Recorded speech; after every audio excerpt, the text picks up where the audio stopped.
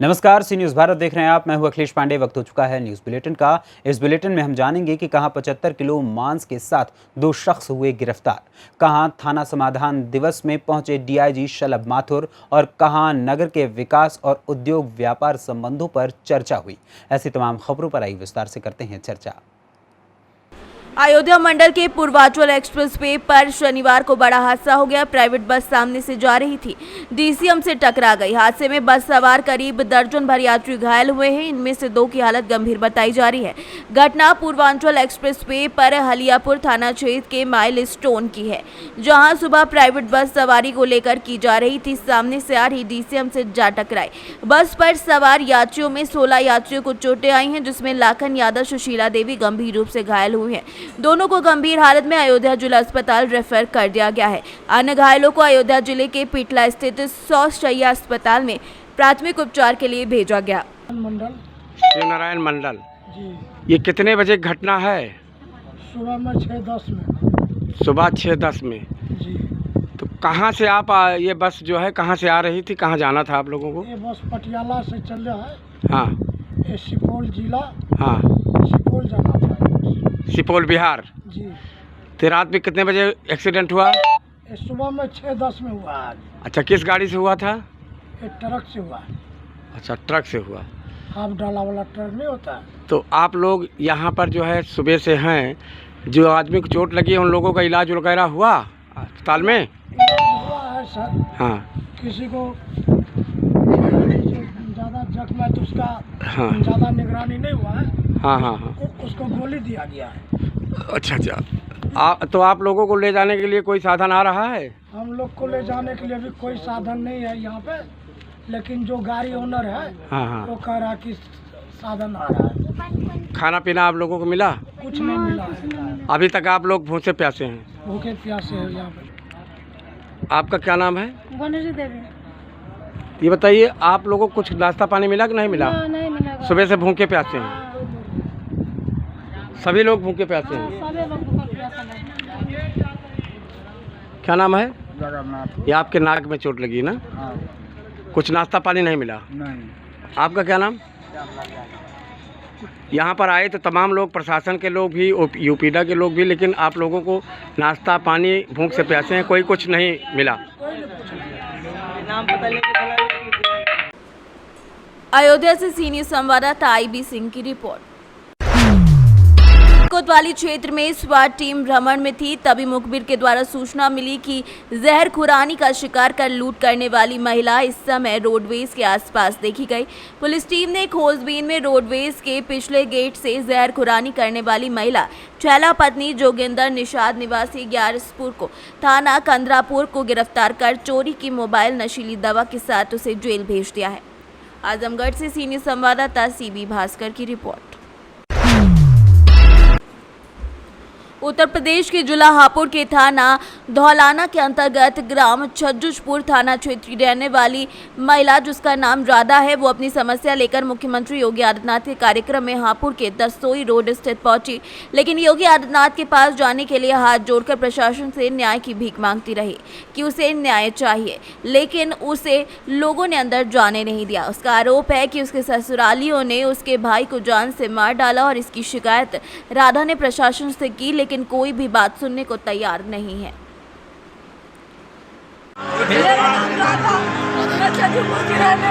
क्या समस्या है? मेरे भाई गोलियों से मार के मेरे ससुराल वालों ने जी।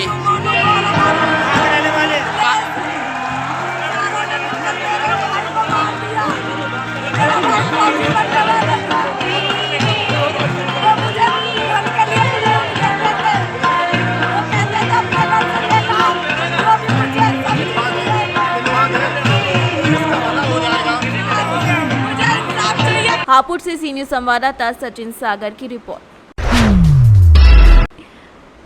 शिवराज सिंह चौहान ने शनिवार को इंदौर में टॉय क्लस्टर का शिलान्यास किया। रोजगार दिवस पर मणिकबाड़ रोड स्थित अमरदास हॉल में आयोजित कार्यक्रम ने हितग्राहियों को चेक और प्रमाण पत्र वितरित किए। इसके साथ ही सीएम ने कई बड़ी घोषणाएं भी इस मंच से की। इसमें जनवरी 2023 में इंदौर में NRI समिट और उसके बाद ग्लोबल इन्वेस्टर समिट का आयोजन करने की घोषणा की। इसके साथ ही 3 सितंबर को भोपाल में जम्बूरी मैदान में चयनित शिक्षकों को नियुक्ति पत्र वितरित करने के लिए भी एक कार्यक्रम का आयोजन किया जाएगा। इससे पहले MSME विभाग के मंत्री ओम प्रकाश सचलेखा ने इंदौर में आकार लेने वाली टॉय क्लस्टर के बारे में जानकारी दी। उन्होंने बताया कि इंदौर में मात्र 3.5 हेक्टेयर में बन रहे टॉय क्लस्टर में 22 फैक्ट्रियां लगेंगी। इसमें 2100 से ज्यादा युवाओं को रोजगार भी मिलेगा। शुरू करें मित्रों, प्रदेश के लिए आज का दिन फिर ऐतिहासिक दिन है। मध्य प्रदेश में हमने तय किया है हर महीना एक दिन रोजगार दिवस होगा और रोजगार दिवस के दिन हर महीने हमारा प्रयास होगा विभिन्न योजनाओं के अंतर्गत प्रधानमंत्री रोजगार सृजन कार्यक्रम, प्रधानमंत्री स्ट्रीट वेंडर योजना, मुद्रा योजना, मुख्यमंत्री उद्यम क्रांति योजना, आजीविका मिशन की योजनाएं, अलग अलग योजनाओं के अंतर्गत हर महीने 2.5 लाख लोगों को रोजगार से जोड़ेंगे। एक तरफ स्वरोजगार की योजनाओं के अंतर्गत रोजगार, जिसमें छोटे से काम प्रारंभ करने वाले स्ट्रीट वेंडर मतलब हाथ ठेला में रख के फल सब्जी बेचने वालों से लेके और स्टार्टअप तक खड़ा करने वाले हमारे बेटा बेटी सम्मिलित होंगे। एक तरफ स्वरोजगार की योजनाएं, ये देखो ना मेरे कैमरे की फ्रेम में आ रही है, दूसरी तरफ शासकीय नौकरियों में इस साल 1 लाख लोगों की भर्ती का अभियान हमारा जारी है। लेकिन उसके साथ साथ प्राइवेट निवेश, जैसे आज यहाँ खिलौना क्लस्टर का भूमि पूजन हुआ इंदौर में, ऐसे 42 क्लस्टर हम बना रहे हैं जहाँ MSME की छोटी छोटी इकाइयाँ आएंगी और वो उत्पादन प्रारंभ करेंगी जिससे रोजगार मिलेगा। आजीविका मिशन के अंतर्गत बहनों को रोजगार, अलग अलग योजनाओं के अंतर्गत जो निवेश आ रहा है उसके माध्यम से प्लेसमेंट का काम, IT इंडस्ट्री आ रही है तो उसमें प्लेसमेंट, ऑटोमोबाइल सेक्टर आ रहा है, रेडीमेड गारमेंट सेक्टर आ रहा है, अलग अलग सेक्टर में भी निवेश आ रहा है, उसके माध्यम से रोजगार। और भविष्य में और सेमीकंडक्टर के क्षेत्र में भी हम लगातार प्रयास कर रहे हैं कि निवेश आए। एक बात की मुझे और प्रसन्नता है, इंदौर में इस बार प्रवासी भारतीय सम्मेलन का आयोजन होगा। एक बात की मुझे और प्रसन्नता है, इंदौर में इस बार प्रवासी भारतीय सम्मेलन का आयोजन होगा 7, 8, 9 जनवरी को, जिसमें पूरी दुनिया से NRI प्रवासी भारतीय इंदौर आएंगे। प्रधानमंत्री जी को हमने निवेदन किया है कि वो इसका उद्घाटन करें और उसके साथ साथ और निवेश के लिए ग्लोबल इन्वेस्टर समिट भी इसके तत्काल बाद लगी लगाई तिथियों में हम प्रारंभ करेंगे। एक और प्रसन्नता, G20 देशों का सम्मेलन इस बार भारत में हो रहा है, उसके अंतर्गत भी इंदौर में एक कार्यक्रम का आयोजन किया। इंदौर की ब्रांडिंग पूरी दुनिया में होगी, मध्य प्रदेश की ब्रांडिंग भी पूरी दुनिया में होगी। तो G20 का भी एक कार्यक्रम इंदौर में, एक भोपाल में, एक खजुराहो में हम कर रहे हैं। तो हमारा भरसक प्रयास है कि हम रोजगार के क्षेत्र में कोई कसर ना छोड़ें। धन्यवाद। इंदौर से सीनियर संवाददाता सुरेश बैरागी की रिपोर्ट। प्रयागराज में हत्यारे पति ने पत्नी का गला घोंटकर हत्या करने के बाद साक्ष्य मिटाने के लिए गर्दन और हाथों को काटकर छिपा देने वाला शातिर पति को थाना पूरा मुफ्ती पुलिस द्वारा गिरफ्तार कर लिया गया है। अभियुक्त की निशानदेही पर मृतका का मानव कंकाल और आला कत्ल में इस्तेमाल की गई चाकू बरामद की गई है। कंकाल बमरौली के जंगल से बरामद किया गया है। ये एक दहेज हत्या और 302 का केस दर्ज हुआ था 24 तारीख को, जिसमें जो मेन एक्यूज्ड हैं सलमान, उनकी निशानदेही पर कंकाल बरामद किया गया विक्टिम का बारामौली के जंगल से। वहाँ पर ये दफना दिया गया था। वहाँ से आला कत्ल जो चाकू यूज़ हुआ था वो भी बरामद हुआ है और साथ में महिला के जो कपड़े वगैरह थे वो जला दिए हैं। तो बॉडी से पोस्टमार्टम के लिए भेजा गया है और वहाँ से डीएनए के एविडेंस कलेक्ट किए गए जो एफएसएल भेजे जा रहे हैं। हत्या में मेनली अभी जो जितना पता चला है उससे ये जो मेन एक्यूज्ड हैं सलमान, यही सिर्फ शामिल थे। बाकी जिन लोगों का एफआईआर में नाम है उनके खिलाफ अभी तक कोई इस तरह का एविडेंस नहीं मिला है, तो आगे विवेचना में एविडेंस कलेक्ट किया जा रहा है, उसी के आधार पर कार्रवाई की जाएगी। हत्या के पीछे अभी तक जो कारण पता चला है वो इनका आपसी मतभेद है पति पत्नी का। उसी के आधार पर इनका एक साथ बन नहीं रहा था, एक साथ इनका सही से डेली झगड़ा हो रहा था। इसी वजह से इन्होंने परेशान होकर इस घटना को अंजाम दिया। प्रयागराज से सीनियर संवाददाता मंगला प्रसाद पटेल की रिपोर्ट। आजमगढ़ जिले के थाना इरोला में मुखबिर के द्वारा सूचना मिली कि कुछ लोगों के द्वारा सजनी गांव के सिवान में गौ मांस काट कर वितरण हो रहा है।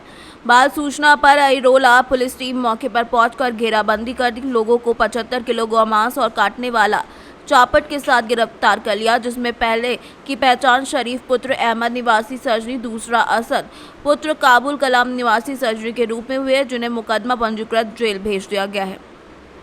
आजमगढ़ से सीनियर संवाददाता सीबी भास्कर की रिपोर्ट।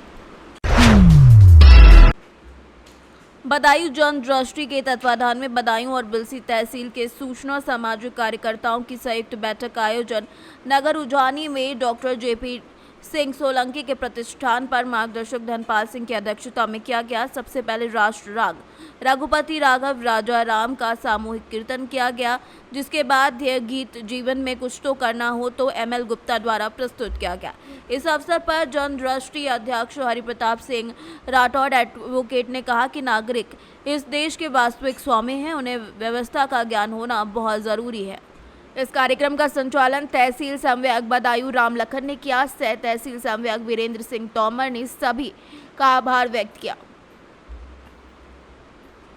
बदायूं से सीनियर संवाददाता आकाश तोमर की रिपोर्ट। आज थाना समाधान में पहुंचे डीआईजी शलम माथुर ने जन समस्याओं को सुना, साथ ही थाने का निरीक्षण भी किया। थाने में निरीक्षण में मैथ्स, कंप्यूटर कक्ष, बंदी गृह, साफ सफाई, महिला हेल्प डेस्क आदि का निरीक्षण किया गया। संबंधित को आवश्यक दिशा निर्देश दिए गए। समाधान दिवस पर एक शिकायत आई और साइबर क्राइम से संबंधित जानकारी देते हुए अधिकारियों को आवश्यक दिशा निर्देश दिए गए। इस मौके पर डीआईजी शलम माथुर ने सभी अधीनस्थों को निर्देश देते हुए कहा कि थाने में कोई भी फरियादी आए तो उसको सम्मान के साथ बैठाकर उसकी समस्या जाने और उसके हल का प्रयास करते हुए फरियादी को संतुष्ट करें। इस मौके पर एसपी पूर्वी धर्म सिंह, पुलिस सीओ इंदु सिद्धार्थ, थाना अध्यक्ष राजीव चौधरी सहित समस्त पुलिस स्टाफ मौजूद रहा।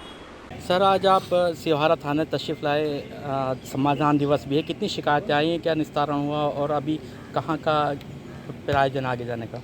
जी, अभी जो आज का थाना समाधान दिवस है उसमें एक ही शिकायत आई है और जो पूर्व की शिकायतें आई थी उसकी भी समीक्षा की गई और समीक्षा में इसके अलावा कुछ प्रकरण जो पूर्व के थे उसमें भी दिशा निर्देश दिए गए कि उसको और बेहतर कैसे सुलझा सकते हैं। इसके अलावा एक साइबर सेल से संबंधित शिकायत आई है, उसमें एफआईआर पंजीकरण का आदेश दिया गया है और जो थाना है अभी इसके जनरल अभिलेख और साफ सफाई में इसकी व्यवस्था को भी मेरे द्वारा चेक किया गया। सर, थाना क्षेत्र का जो गांव है राना नंगला, यहाँ पर एक क्रिमिनल अभी फरार है पुलिस की कस्टडी से। 29 एक्ट उसके ऊपर दर्ज है मामले, तो अभी उसके गांव में पुलिस फोर्स तैनात है, तो क्या वहाँ पे भी जाना होगा आपको? अभी वहाँ पर सुरक्षा गार्ड लगा रखी है। आदित्य राणा करके है, जो कि राणा नगला थाना सेवरा के हैं, जो कि HSB हैं और इनका गैंग भी रजिस्टर्ड है यहाँ थाने के ऊपर। और इसके लिए हम लोग के स्तर से भी टीमें गठित हैं और यहाँ पेशी पर आए थे। उसके बाद जब लौट रहे थे तो शाहजहाँपुर ज़िले से ये फरार हुए हैं।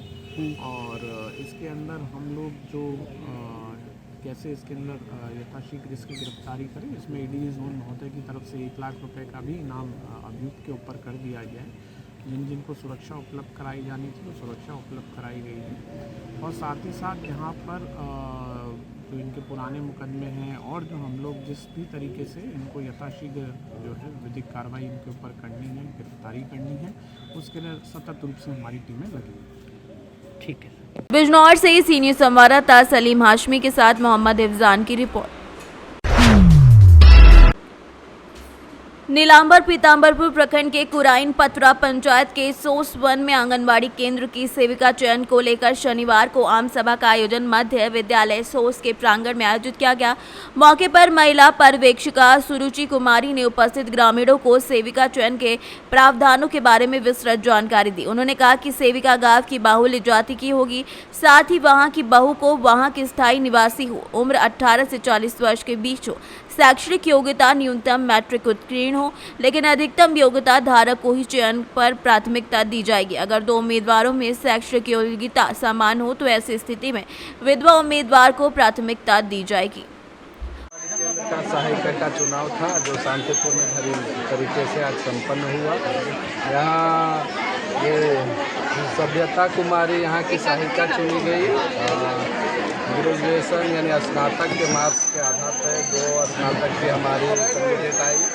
उसमें सभ्यता कुमारी का परसेंटेज अच्छा था, उससे लगभग 51% था, उसके आधार पर किया गया। दूसरे का 30% था।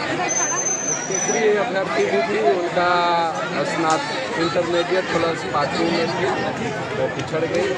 और तथा हमारी सोन की सहायिका का चयन सभ्यता कुमारी करेगी। पलामू से सीनियर संवाददाता अवध किशोर राय की रिपोर्ट। कानपुर नगर के विकास में उद्योग व्यापार संबंधित पर चर्चा की गई और भारतीय जनता पार्टी को 2024 लोकसभा चुनाव में पूर्ण बहुमत सरकार बनाने की तैयारियां अभी भी से जारी हैं। हमारा साथ सबका विकास माननीय CM केशव प्रसाद मौर्य ने प्रेस कॉन्फ्रेंस के द्वारा कानपुर नगर के संपूर्ण विकास पर जो बंद उद्योग को फिर से प्रारंभ करने की बात की विकास भवन कानपुर नगर में।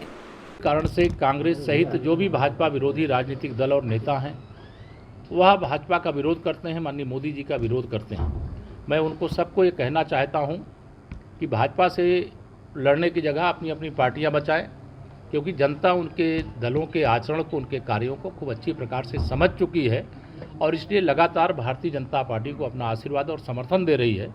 2024 में भी हम माननीय मोदी जी के नेतृत्व में देश में फिर से सरकार बनाने के लिए उत्तर प्रदेश में जो 80 लोकसभा सीटें, सभी 80 लोकसभा सीटें जीतने के लक्ष्य के साथ काम कर रहे हैं और हमें विश्वास है उसमें सफलता प्राप्त होगी। धन्यवाद।